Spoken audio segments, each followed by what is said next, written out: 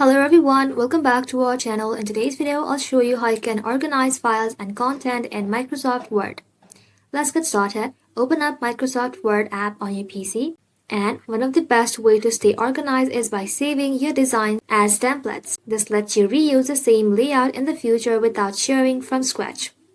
On the left-hand side, tap on Open, and here you'll see all of your documents you've worked on recently. This makes it easy to quickly access or organize older files. Now, open any of your documents you want to edit, and then make your changes however you like. Word will keep everything in order. After you're done editing, simply tap on File at the very top, then tap on Save As. You can tap on Save As to save a new copy, or tap on Share right over here to send the file to other or upload to the cloud storage. This helps you keep your work all organized and easy to access. That's it. That is how you organize files and content in Microsoft Word. Thank you all for watching. If this video was helpful, leave a like and sub, and I'll see you in the next one.